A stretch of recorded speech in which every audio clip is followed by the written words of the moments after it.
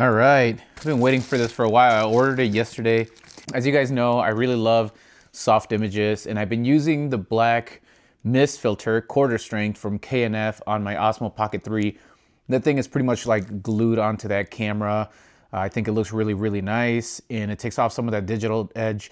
And now that I've been playing around with D-Log and trying to get used to it, it just gives me that nice, like filmic feel. I already shoot in auto, so having to get rid of the motion blur was really hard for me. And so I was trying to find a way to have some balance, because as a professional, I do miss that motion blur, but the fact that I have to keep putting on the ND and taking it off was just a big hassle for me, and it just really did take away from my filming experience, especially with daily vlogging. If you're a vlogger, you'll know exactly what I'm talking about.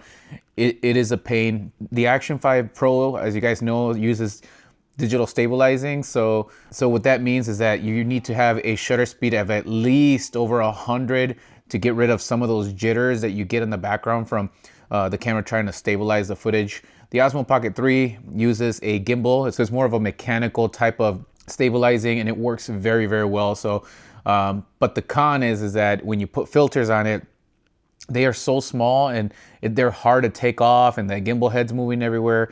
It's also a hassle. So the cool thing is that with the K&F Black Pro Mist filter, when you put it on from K&F, it's super thin, so I can actually just leave it there. I don't ever take it off. I can turn off my Osmo Pocket, put it away, turn it back on, and it gives me that look straight out of the camera.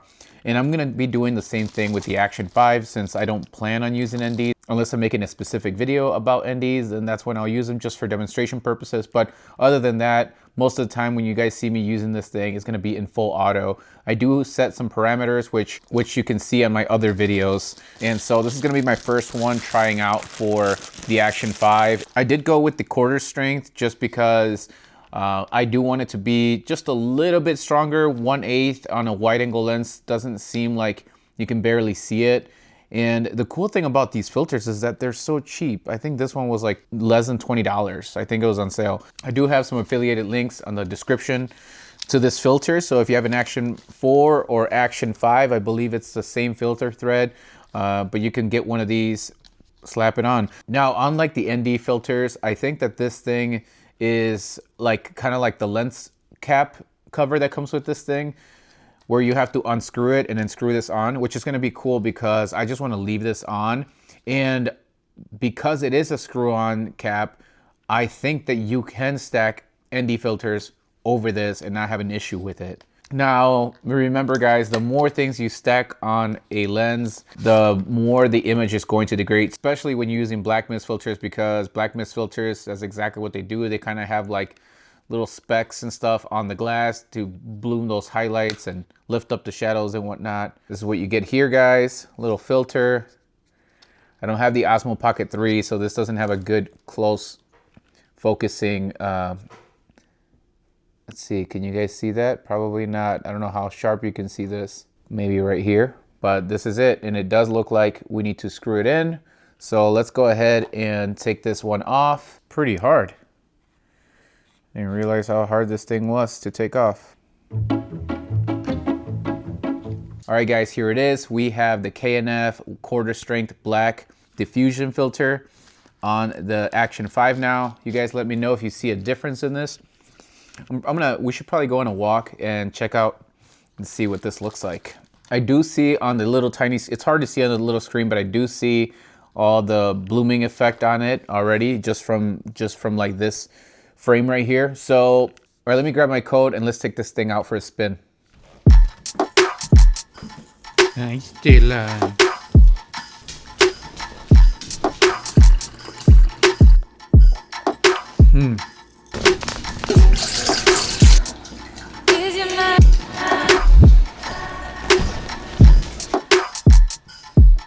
All right, guys. Action 5 with the quarter pro mist. If you are trying to do the ND thing, some people don't mind the jitters in the back, but they bother me. I think I'd rather have stable footage and have a little bit of less motion blur. So what I want to do in this vlog is I want to test out different features from a vlogger's perspective and see what you guys think. Like I mentioned before, we are on full auto D-Log M, -3 in the EV, and we do have the K&F quarter black diffusion filter on here. You guys let me know how it looks. I'm excited to go back home and check out the footage. If you guys know me, I'm a big fan of soft images. These cameras already have a pretty digital image. D-Log helps a lot. Right now we are on the standard lens, 4K 24 frames, and we have the rock steady stabilizing. I don't really see a need to use the rock steady plus stabilizing when vlogging or walking, because I feel like this is steady enough. Like I don't see, this does a pretty good job if you're using the camera in auto. Now if you are gonna do the ND thing, I don't even think that rock steady plus will help. Unfortunately, I didn't bring the NDs to test that out, but let's start off by testing out the lenses on here. So the standard lens, I believe, is equivalent to a 15 millimeter or 17, which is what you're looking at right now. And I do have the mini extension rod for the Action 5, which I absolutely love for vlogging. Let's go ahead and switch over to the wide angle lens and see what that looks like. All right, guys, this is the wide angle lens on the Action 5 Pro, and according to the description on there, it says that it is equivalent to a 12 millimeter. I'm just holding it at a comfortable vlogging distance, like my elbow is bent against my rib cage, and I have the selfie stick extended maybe 10 inches.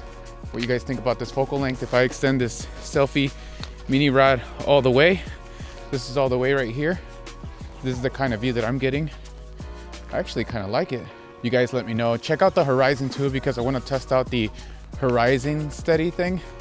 See if it fixes, like sometimes when I'm holding this, maybe it could be a little like crooked or something. And I'm just walking normal. I'm trying not to be steady. I'm just trying to do my normal walk and seeing how this thing performs. Let's go to the next lens. All right, guys, this is the ultra wide lens. Same distance. The mini extension rod is extended all the way, and I believe this extends, it looks like about 1.5 feet. This is the field of view you'll get if you're vlogging at a pretty standard distance, I think. Check out the stabilizing on it. Check out the horizon. Take a peek at the trees and stuff. Make sure that things are not getting jittery. They shouldn't, because we are on full auto, so I'm pretty sure because it's on auto, the shutter speed is going to be pretty high, so that way it can stabilize this footage. All right, let's try this whole horizon thing and see how it works. All right, guys, so here we are. We have the horizon balance and it's activated, so you guys let me know if it made a difference with the camera in the street behind me. Let me know if things got a little bit straighter. I'm just walking. I'm not even trying to like keep this thing steady. And you guys let me know if it's balancing things out. I did find out that if you use this feature, you can't use the wide angle lens or the ultra wide angle lens. And I'm assuming because it's cropping in and it's, you know, using that extra frame to stabilize everything, which I'm fine, because I'm happy with the standard lens on this thing. I'm gonna be fine with it, just because, like I mentioned before, I use the standard lens, which according to horizon balance and using the standard lens, it says that you get an equivalent lens of 17 millimeter. Let me see if I take horizon balance off. Pay attention to the horizon, the street in the background, and I'm gonna take it off and continue walking the same way.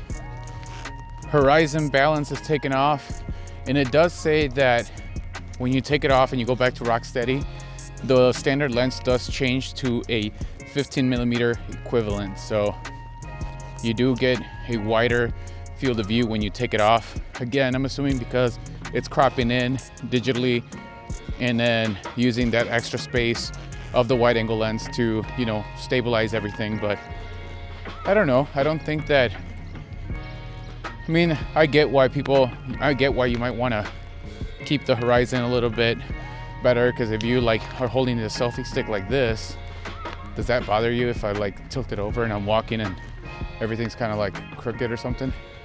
I mean, I could always adjust the handle on this thing, but when you're out and about, you just want to point the camera at yourself and vlog. You know, you're not trying to like keep a steady image, especially because on this camera the screen's very tiny. You can kind of see yourself a little bit. It's really more for like reference. That's why I like shooting auto, because the camera just does all the work for you, and all you got to do is point it at whatever you want. You know, just point it at the action and you're ready to go. Let me know what you guys think about this quarter Black Diffusion filter.